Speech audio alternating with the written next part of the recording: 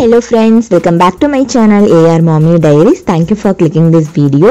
இன்னைக்கு நம்ம சேனல்ல ஒரு சூப்பர் டேஸ்டியான நல்ல மொறுமொறுப்பா கிறிஸ்பியா ஒரு சிக்கன் மீட் பால்ஸ் ரெசிபி தான் வந்து பார்க்க போறோம். நம்ம சேனலுக்கு நீங்க புதுசுனா மறக்காம நம்ம சேனலை நீங்க சப்ஸ்கிரைப் பண்ணிடுங்க. பக்கத்துல இருக்க பெல் ஐகானையும் கிளிக் பண்ணிடுங்க. வாங்க ரெசிபிக்கு போகலாம். இது வந்து ஒரு 250 கிராம் சிக்கனை வந்து நான் மிக்ஸில ஒரு அடி அடிச்சு எடுத்திருக்கேன்.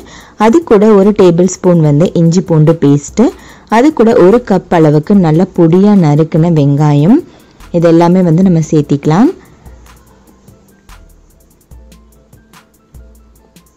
அது கூடவே வந்து ஒரு டேபிள் ஸ்பூன் அளவுக்கு பச்சை மிளகாய் வந்து பொடியா சாப் பண்ணி சேர்த்திக்கிறேன். ஒரு டேபிள் ஸ்பூன் அளவுக்கு மிளகாய் தூள், கொஞ்சமா வந்து சால்ட் வந்து ஆட் பண்ணிக்கலாம். அரை டேபிள் ஸ்பூன் அளவுக்கு சோம்பு பொடி சேர்க்கறதுனால நல்லா இது வாசனையா இருக்கும். கொஞ்சமா வந்து கரம் மசாலா, 1/4 டீஸ்பூன் அளவுக்கு கரம் மசாலா, அது கூடவே ஒரு டேபிள் ஸ்பூன் அளவுக்கு சிக்கன் மசாலா பவுடர், இதெல்லாம் ஆட் பண்ணிட்டு ஒரு டேபிள் ஸ்பூன் லெமன் ஜூஸ் வந்து சேர்த்திக்கிறேன். நல்லா வந்து ஒரு எக்கை நல்லா பீட் பண்ணிட்டு இதில் வந்து நம்ம ஆட் பண்ணிக்கலாம். ஆட் பண்ணிட்டு அரை கப் அளவுக்கு பிரெட் கிரம்ஸ் வந்து நம்ம இதில் ஆட் பண்ணிக்க போகிறோம். பிரெட் கிரம்ஸும் நம்ம ஈஸியாக வந்து வீட்லேயே ப்ரிப்பேர் பண்ணது தான், அதோட ரெசிபியும் இந்த வீடியோவில் நான் சொல்கிறேன். ஒரு அரை கப் அளவுக்கு வந்து பிரெட் கிரம்ஸ் இதில் சேர்த்திக்கலாம். சேர்த்திட்டு இந்த எல்லா இன்க்ரீடியண்ட்டும் வந்து நல்லா பொறுமையாக வந்து கலந்து விட்டுக்கோங்க.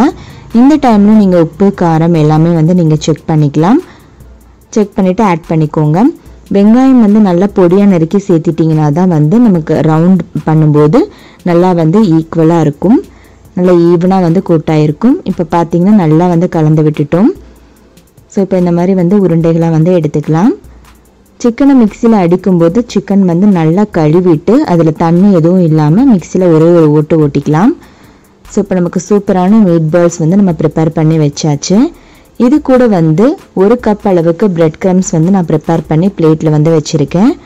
இந்த பிரெட் கிரம்ஸ் ரெசிபி என்ன அப்படின்னா, தோசை தவாவில் ஒரு 4 பிரெட்டை வந்து நல்லா 2 பக்கமும் நல்லா டோஸ்ட் பண்ணிவிட்டு கொஞ்சம் நேரம் ஆறுனதுக்கப்புறம் மிக்சியில் போட்டு நம்ம வந்து கோர்ஸாக வந்து கிரைண்ட் பண்ணிக்கலாம், அதான் கொரகொரப்பாக கிரைண்ட் பண்ணிக்கலாம். அப்போ தான் வந்து அது முறுமுறுப்பாக இருக்கும்.